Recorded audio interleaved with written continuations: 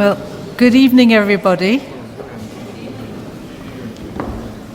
I should start by saying, my lords, rabbanim, ladies and gentlemen, welcome to Bevis Marks.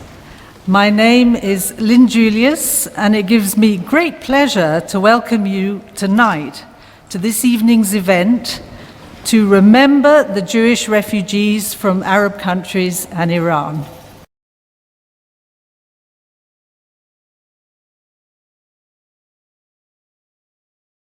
I am very honored to be standing in this magnificent synagogue, the oldest in the country. It was built in 1701. The Jews who built this synagogue were Sephardim, the first to be readmitted by Oliver Cromwell to these shores. And it is fitting that the latest wave of Jews to find a haven in Britain in the last 60 years should also have been Sephardim and Mizrahim, my parents from Iraq among them. We are grateful to the Sephardi community, and our thanks go to Maurice Bitton and to Rabbi Dweck. We are delighted to be...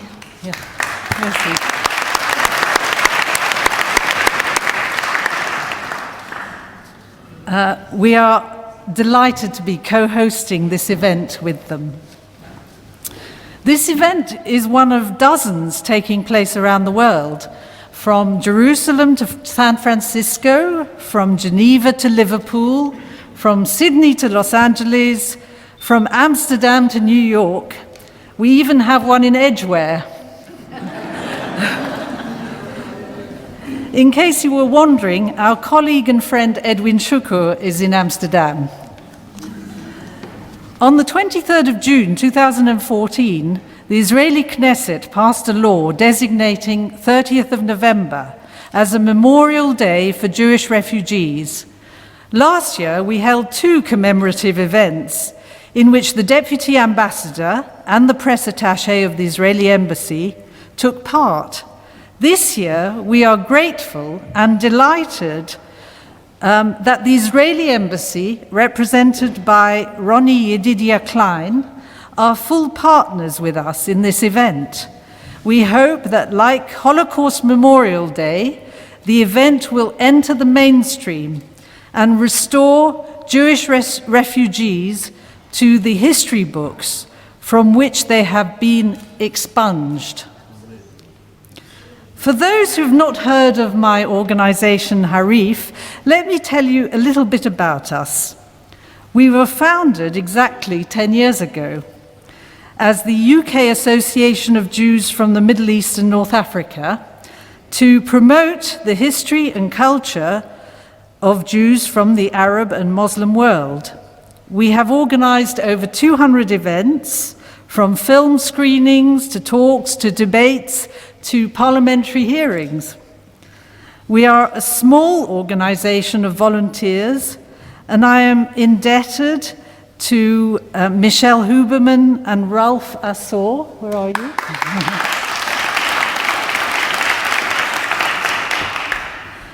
And, of course, my husband, Lawrence, for working so hard to make this event a success. Michelle, you have, with your creative flair, done much to transform Harif into a dynamic and exciting organization. Special thanks also go to Spyro Arc, represented here tonight by Robin Spyro, who have been with us on our journey from the beginning and have partnered us in so many events. So thank you, Robin and Nitsa. So what is this evening all about? This evening we are commemorating the exodus of 850,000 Jews driven from their homes in the Middle East and North Africa. Let's call a spade a spade. This exodus was ethnic cleansing. 99% of Jews living in the Middle East and North Africa were driven out. Only 4,000 remain. 4/5 of the Jews of Iran have left since the 1979 Islamic Revolution. Indigenous communities with a rich heritage and tradition predating the Arab conquest and Islam by 1,000 years, these Jewish communities are on the verge of extinction. It's the greatest story never told. We are delighted that at last the Israeli government has decided to lift the veil of silence, given that over half Israel's Jews are either the descendants of refugees from Arab and Muslim countries or are refugees themselves. The Israeli government is actually bound by a Knesset law of 2010 not to sign a peace agreement unless compensation for Jewish refugees is on the agenda.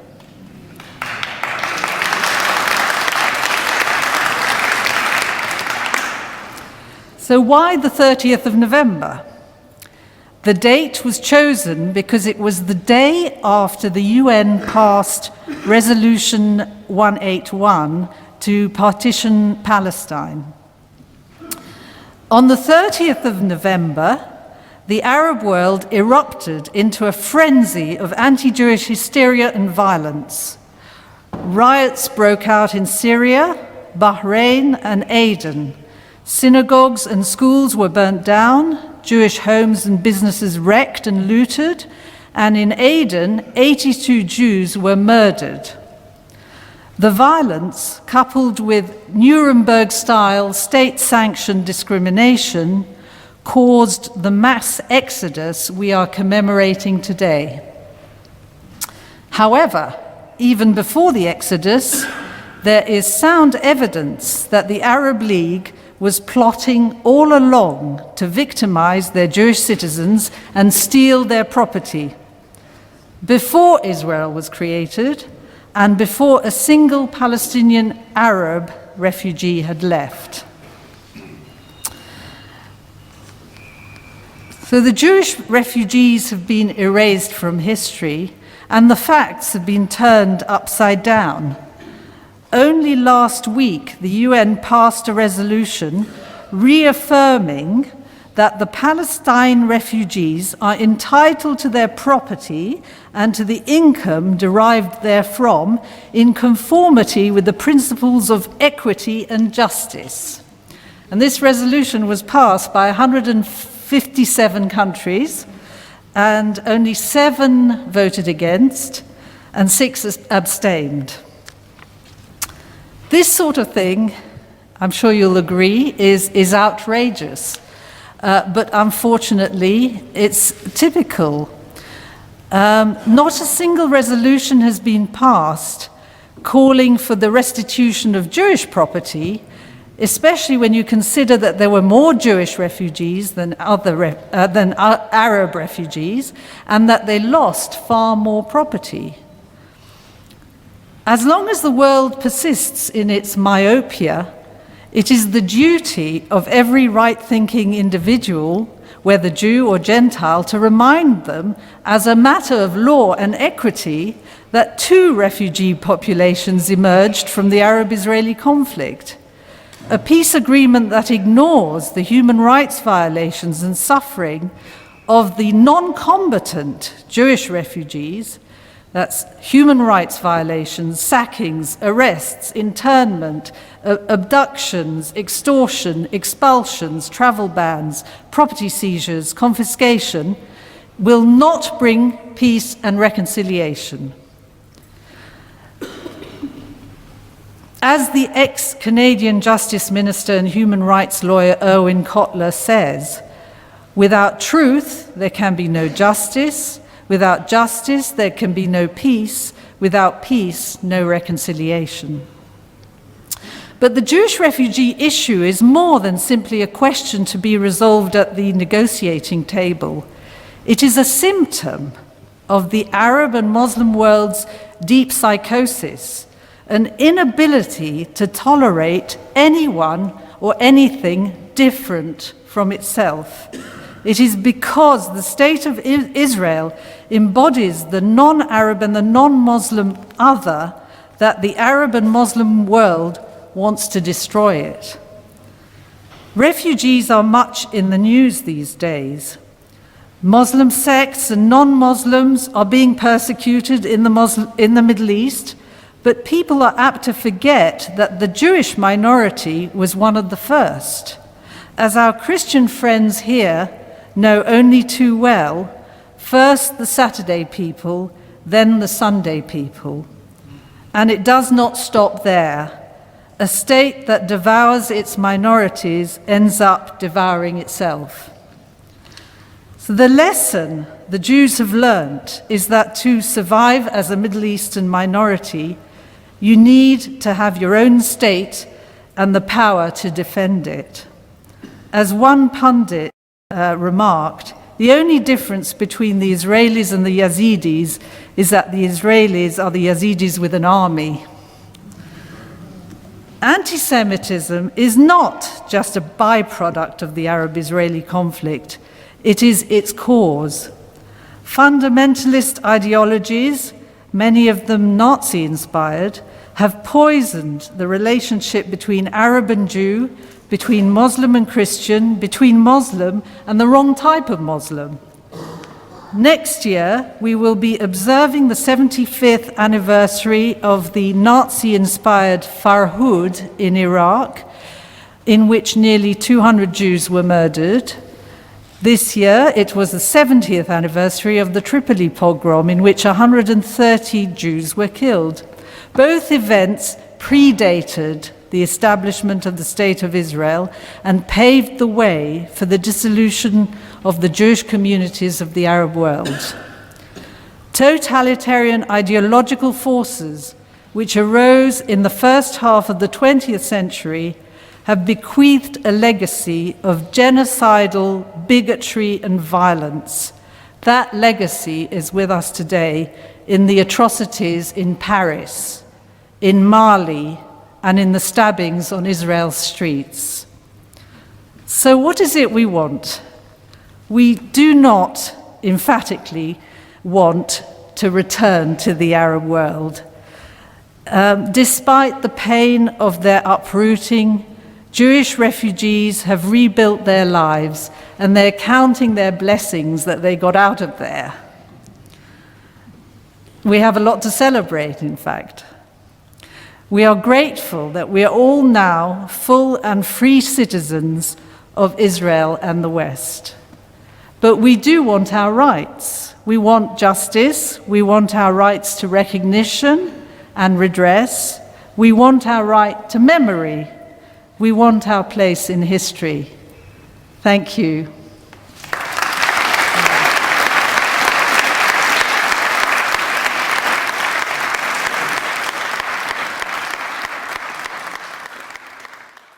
Now I'd like to call upon Ronnie Yedidia Klein, who is the Director of Public Diplomacy at the Israeli Embassy, to say a few words. Thank you. Rabbonim, honored guests and friends, it truly is a privilege for me to be standing here today, marking the second official Memorial Day for the exodus of Jewish refugees from Arab lands and Iran. Israel's Minister for Social Equality, Gila Gamliel, said this weekend, "For years, more than 1 million Jews have lived in flourishing communities and had a rich cultural life in Arab countries and in Iran. Our goal now is to tell their story." The history of the Jewish people is one of persecution, of pogroms, and of pain, in Arab lands no less than in Europe. Between the years 1947 and 1972, or the years following Resolution 181 in the UN, according to the Ministry of Foreign Affairs, 856,000 Jews from Arab lands were uprooted without anything and made refugees, torn away from their homes, their property, and their history. So our purpose here today is simple. We cannot reverse history. As Lynn said, no one wants to go back there or go back in time. But we can demand justice for the nearly 1 million Jewish refugees whose stories have been left untold. Their history is no less real than that of the millions of others who have been made refugees in this world. and their stories are no less painful. But if we don't stand here and remember them, who will? I'm proud to come from a nation that immediately embraced 600,000 of these Jewish refugees with full citizenship rights, nearly doubling the population of fledgling Israel at the time, stretching the resources of the new country to its very limit. I'm proud that last year, the government of the State of Israel, with no dissent whatsoever, voted to officially recognize this day. Those who brought forward the bill were two members of the Knesset, Shimon Ochayon and Nissim Ze'ev, two MKs from completely different backgrounds and different parties, working together for this vitally important issue. Israel is really a melting pot, a country made of refugees and multiculturalism, with a population where many of our ancestors felt they had no other place in the world. One story is no more important than any other, and we must take the time to treat all equally and remember the pain of the East as well as the pain of the West. There is still time to speak the truth, to make sure that the stories of the Jewish refugees are not forgotten, and that their history lives on through their descendants and through all the Jewish people. Through the testimonies we hear here tonight, we can make a start, but we must pledge to do more than simply meet here once a year. I'm not a scholar or an expert, and my family is not a part of this narrative. I myself am on a journey of learning and understanding about this vast and in many places unexplored history. I hope that this time next year, I'll know more, understand more, and am able to share more, so that the 850,000 are not forgotten, and one by one, we will reclaim their histories together.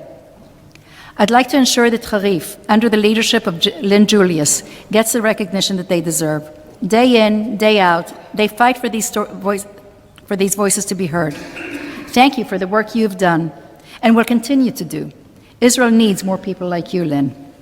I'd like to thank those who will take the time later to share their stories and the stories of their families. Thank you for allowing us to be a part of your history. I'd also like to thank all of you for coming here today. Thank you for taking the time to listen and learn, to remember and observe. I hope to see you all again next year. Thank you.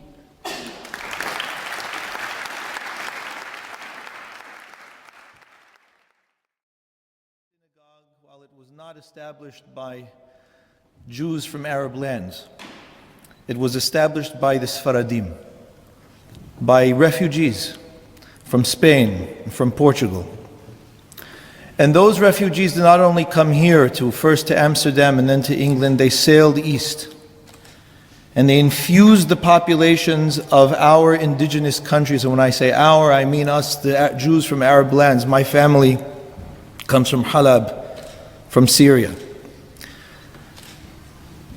They infused our lands. And at first, the relationship was not an easy one. They didn't always blend right into the indigenous society, but they brought great gifts with them, to the point that we will, all of us, whether our families were indigenous to those places or not, in general, whether accurate or not, refer to ourselves simply as Sephardim. And secondly, because this synagogue was built by people, by Jews fleeing, driven out of their land. And so it was only fitting that when the Sephardim and the Ardot HaMizrach, the eastern communities, had to leave their homes many years later, hundreds of years later, that they found their place within this congregation, within this community. Jews from Iraq, Iran, Lebanon, Egypt, Morocco, all over the Middle East and North Africa.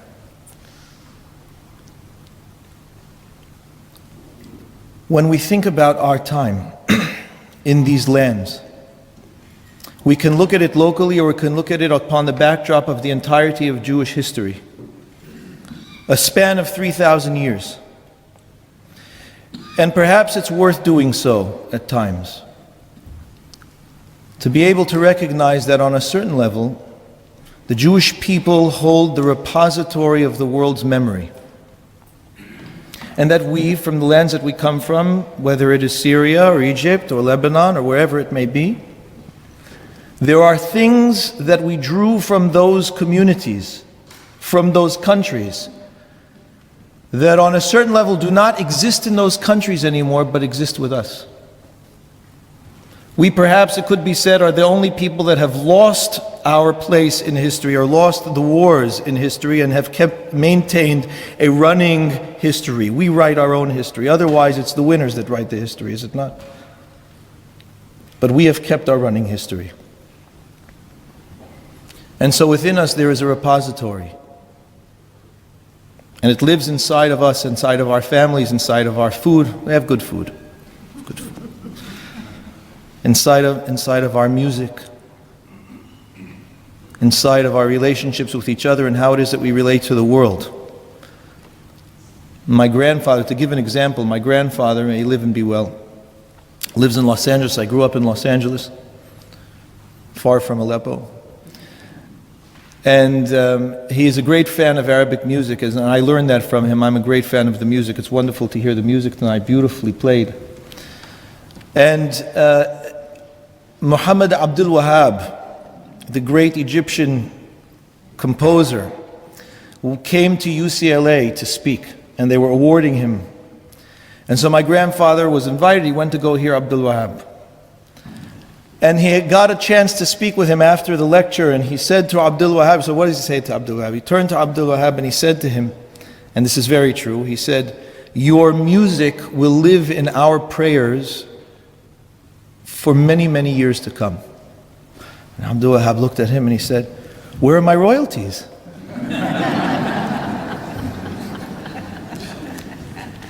But it is true. It is true. The songs that they will not sing in Egypt anymore, we sing. And we hold. And it finds within the hearts of the Jewish people and in us, the Sfaradim, its treasury. I'll do something a bit irregular to close my statement tonight, my message tonight. But I hope that in this setting it would be appropriate.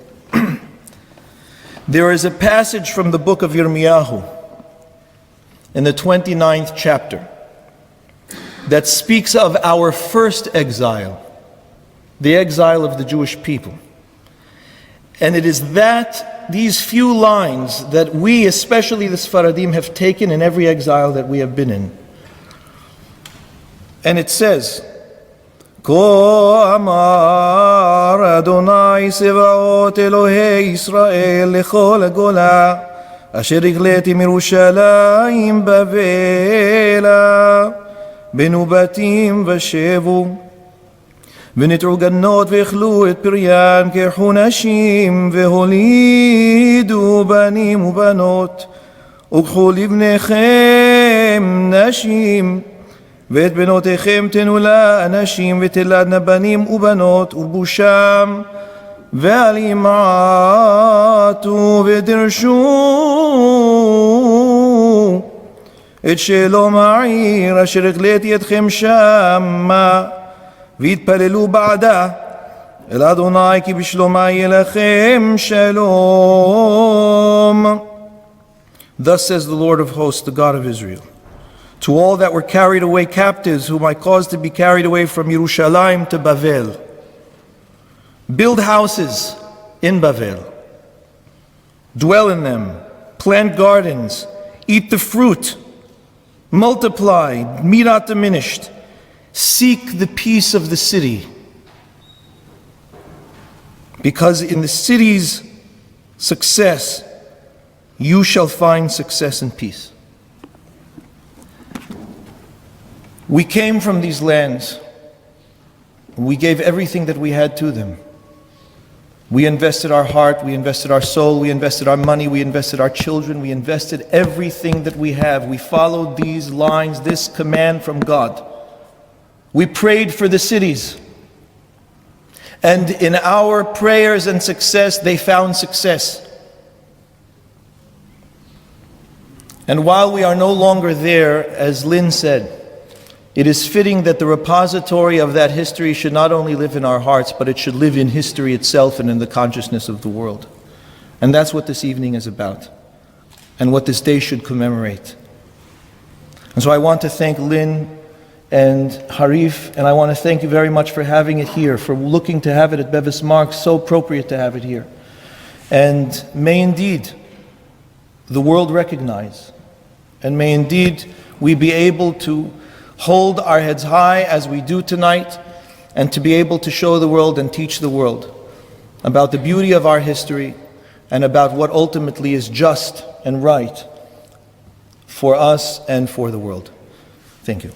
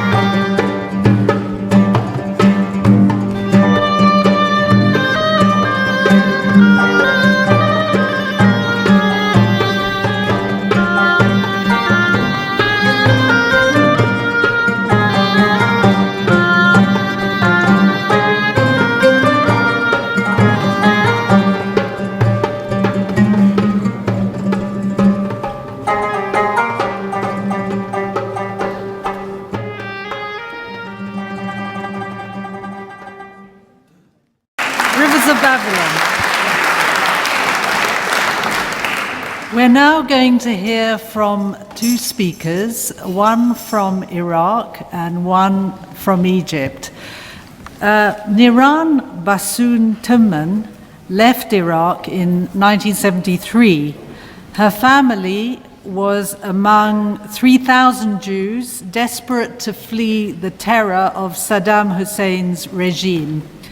In 1948, there were almost 140,000 Jews, comprising a fifth of Baghdad. Today, there are 5. Niran.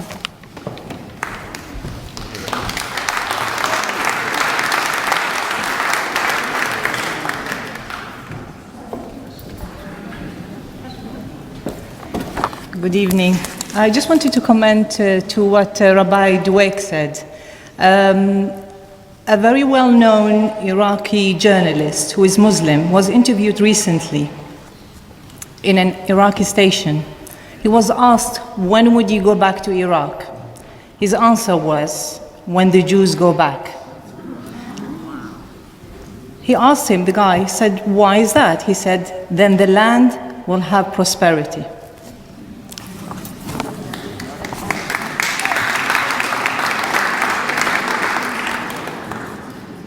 I am the descendant of an ancient community who lived in Mesopotamia over 2,600 years. The majority of Jews, around 125,000, left Iraq between 1950 and 1952. The situation of the Jews in Iraq had its ups and downs, but it soared after the 6 Days War in 1967, and especially when the Ba'ath Party, headed by al-Bakr and Saddam, took over in July 1968.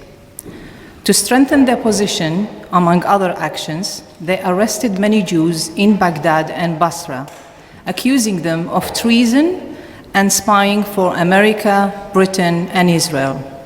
The whole community was terrorized. They did not know when and who next would be arrested or disappear. I was only 11 then, but I felt the tension on my parents, actually on everyone. Many people lived on tranquilizers. 27th of January 1969 was the worst day for the Jews of Iraq, when the bodies of 9 Jews were displayed in the central square of Baghdad, and 3 others were displayed in Basra. The idea of staying in Iraq became unbearable. Many people started escaping through the northern borders to Iran. It became very stressful even to go to school and study. Classes in Frangini school, usually having about 60 pupils a year, started shrinking dramatically because many people were escaping. So within few months, classes shrank to 20 or even less. It became very depressing.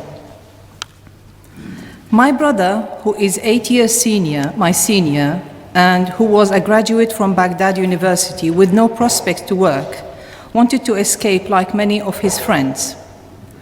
My parents could not stop him, and despite the danger, they had no option but to accept the reality and take the risk.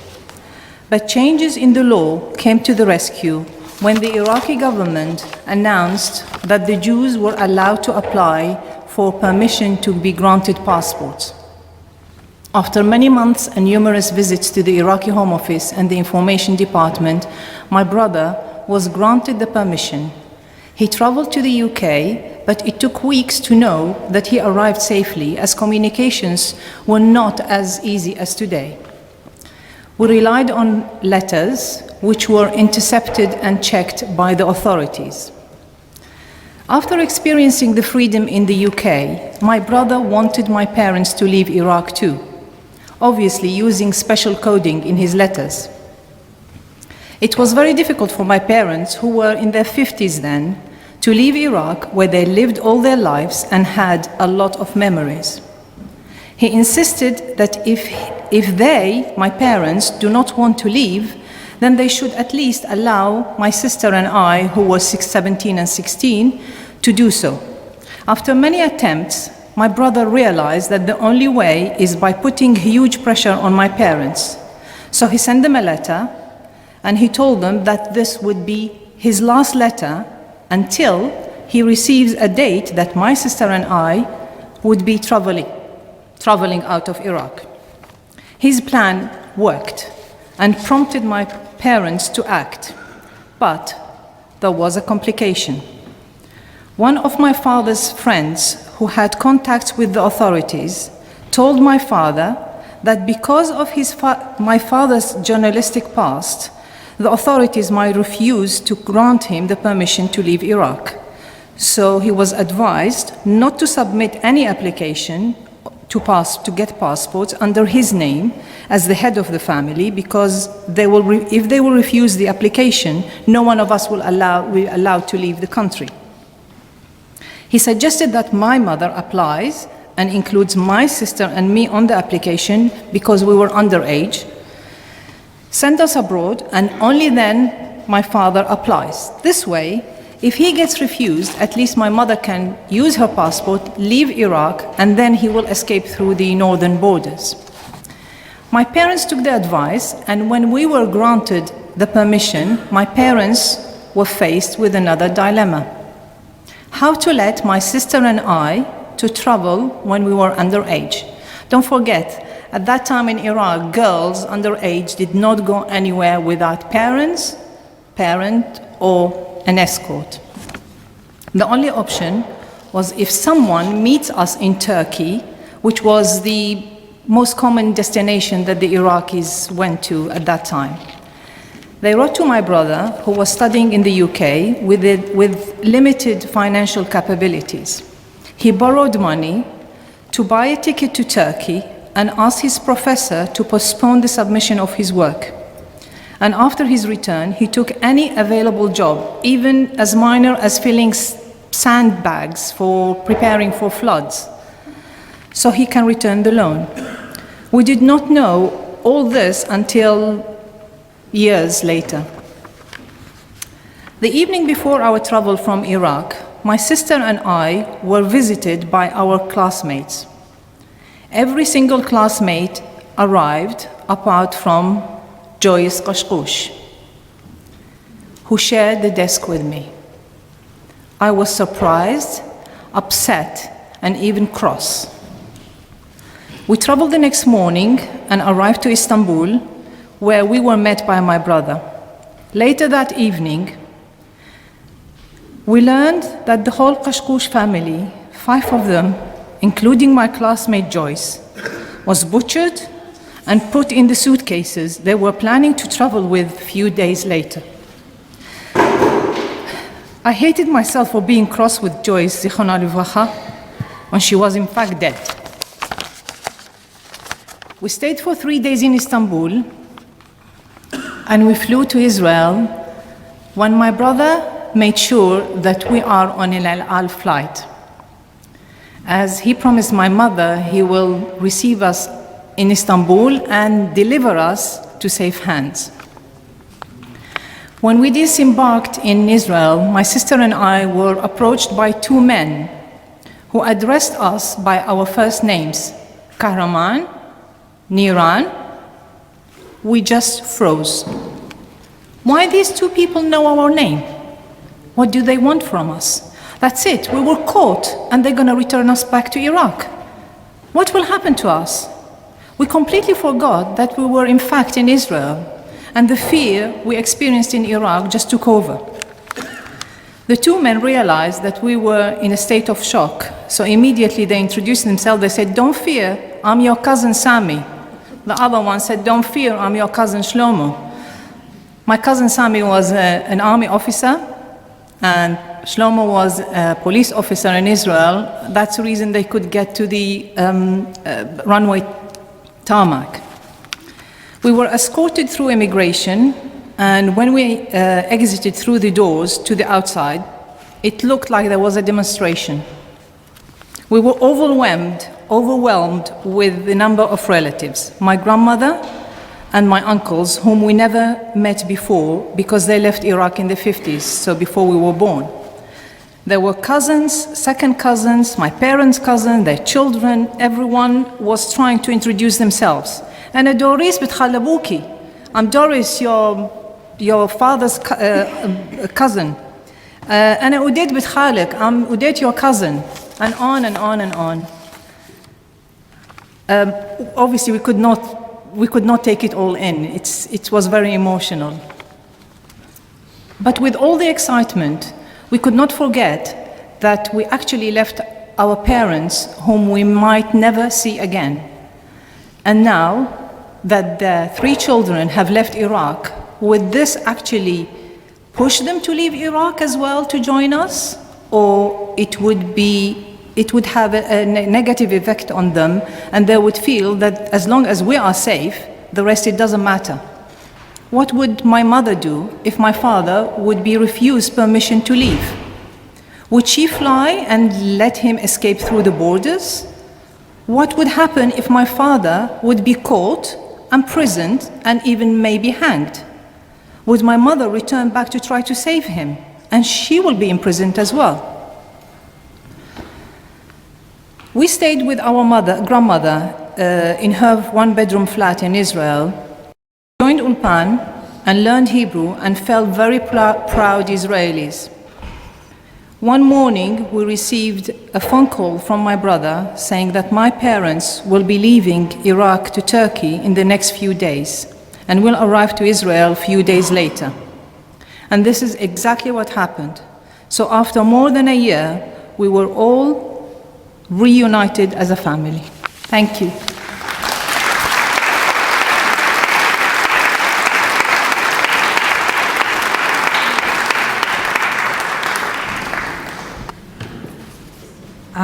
Our next speaker, I know a lot of you have been waiting to hear. In 1948, Egypt had 80,000 Jews. Today, it has fewer than 15. Richard Smuha's family were made to leave Egypt after the 1956 Suez Crisis. His is not an ordinary story of a refugee's forced departure from his country of birth. In fact, Richard was born in England. But I've asked him to tell his family's story because it draws attention to the huge contribution that Jews made to the Arab world. Richard Smuha has flown from Geneva to be here today. He is the co-author of a new book, The Smuha City Venture, 1923 to 1958. And Harif will be organizing a book launch for Richard Smuha's book on the 13th of April at the Central Synagogue. Richard, Dickie, where are you?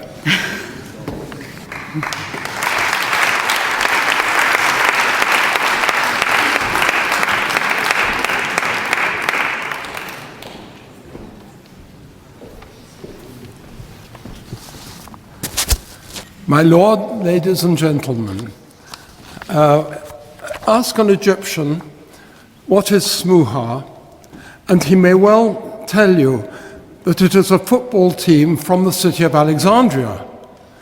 The team is one of 18 football teams in the top league, the Egyptian Premier League, and was top in August 2014. In fact, as evidence, I have received a present which is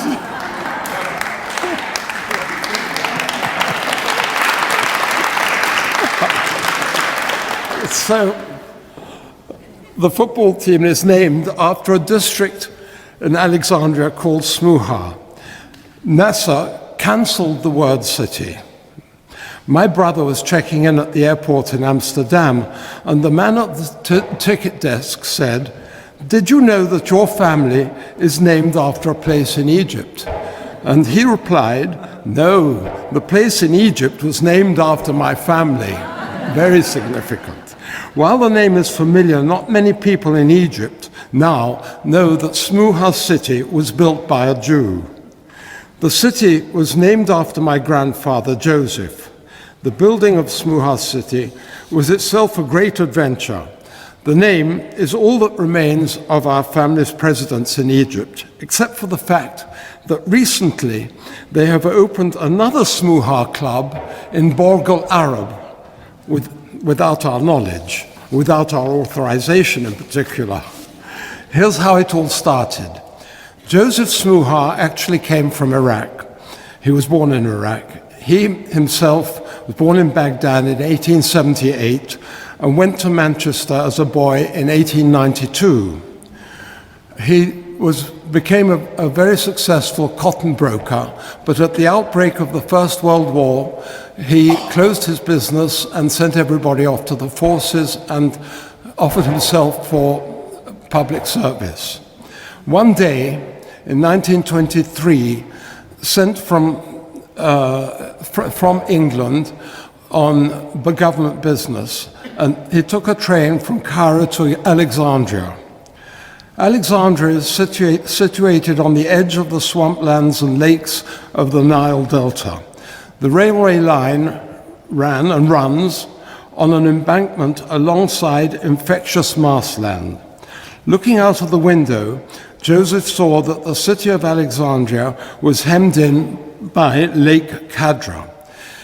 In the brochures that you have, there is the 1907 of the Survey Department of Egypt of Alexandria, and you can see how Lake Hadra actually blocked the expansion of Alexandria.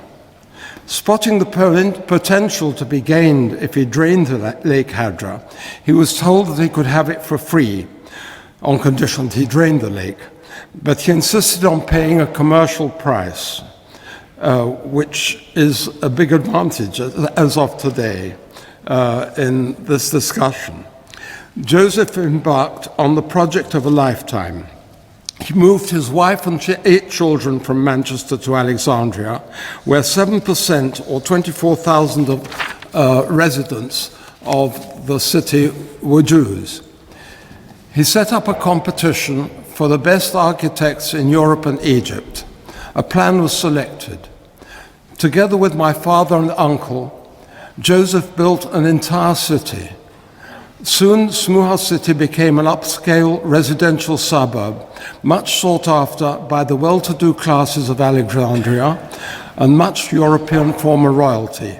Even the exiled Italian King Victor Emmanuel lived and died there.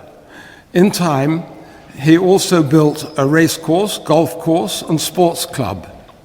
There was an industrial zone, a police post, a post office, schools, dispensaries, as well as a church, a mosque, and synagogue, all the features of a small town.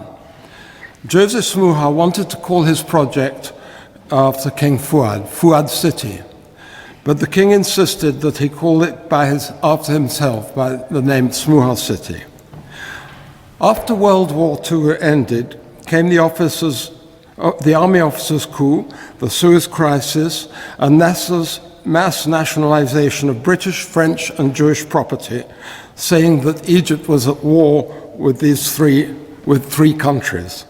Smuha city was sequestrated, nationalized, and confiscated. Parts of it were being sequestrated, part nationalized, and part confiscated.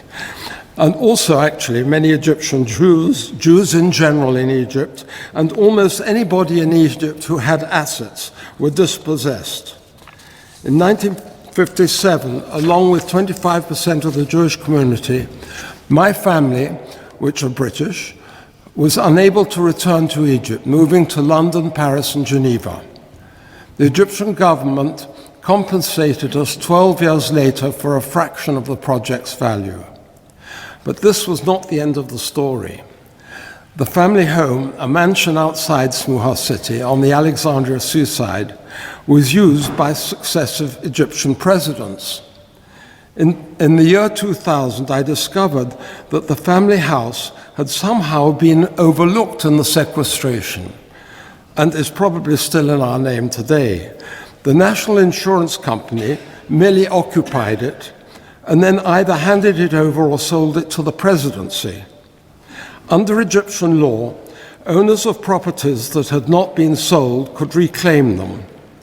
We engaged an Egyptian lawyer to fight the case for restitution in court. The lawyer died, but his son took over. The case dragged on with the usual obstacles, in addition to intervention by the presidency, arguing that compensation had already been paid, insufficient documentation, etc. We were about to abandon the case when President Mubarak was deposed, and the Court of Ethics, which was the one which handled all these cases, was disbanded. We have now resumed our attempt to get justice. When my grandfather died in 1961, the Daily Telegraph reported that King Fuad had said that he was the only foreigner who had come to the country, brought his own money, and did good to the country. And then it was taken away from him. The fact remains unacknowledged. Egypt stole our property.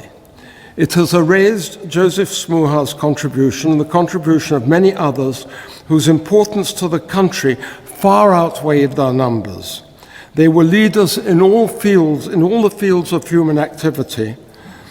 To name but a few, the Maseris owned the largest private bank, the Katawis founded the Egyptian Stock Exchange, my wife's family, the Barons de Menashe, who came in 1795, were leaders in finance and commerce and established schools and an important orphanage.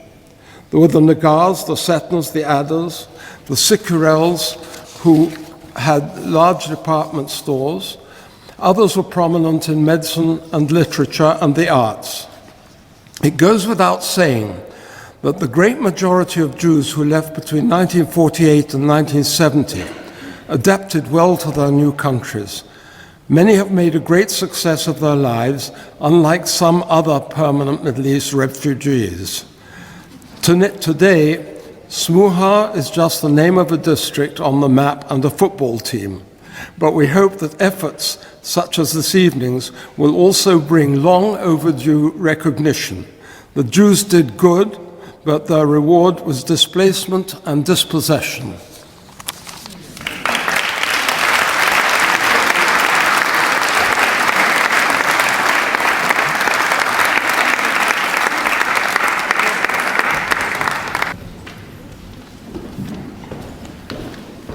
Thank you very much, Richard Smuha, for that. I'd like to call, just a reminder that to do justice to Dickie, we're having the book launch on the 13th of April at the Central Synagogue in Hallam Street, and the details on the Harif website. I'd now like to call upon Alec Nakamuli, who will say a very brief word about Sephardi Voices. Alec.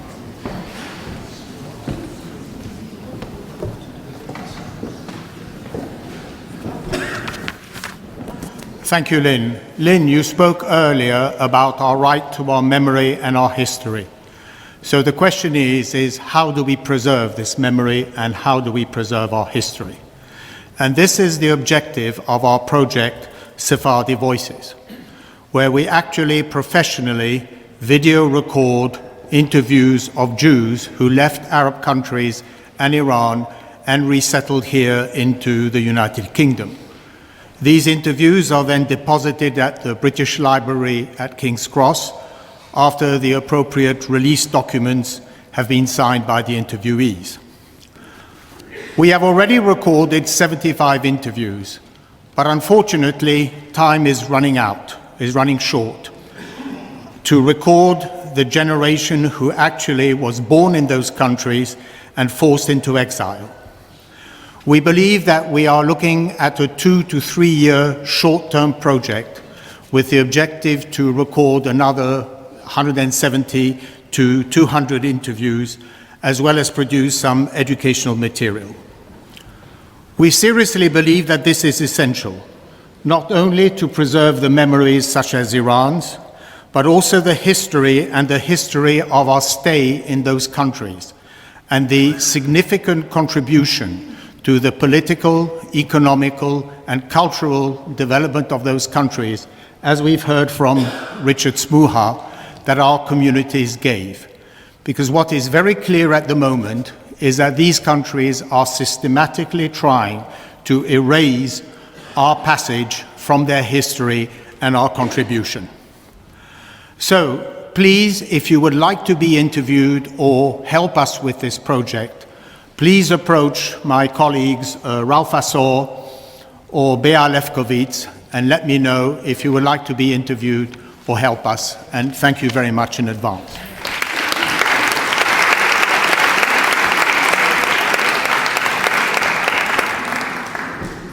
Before I ask Rivers of Babylon to play us out, I would just like to thank all the speakers tonight. I'd like to thank once again Rabbi Dweck for letting us have this fantastic setting. Thanks to the Israeli Embassy, to Ronnie, for partnering us. And thanks to you, finally, for coming from far and wide to be here. And I hope that we will all meet again this time next year for the third commemoration of the exodus of the Jewish refugees. If you'd like to know more about Harif, we have a website, www.harif.org. Please do subscribe to our newsletter. Please do come and support us in every way. And I hope you've had an enjoyable evening.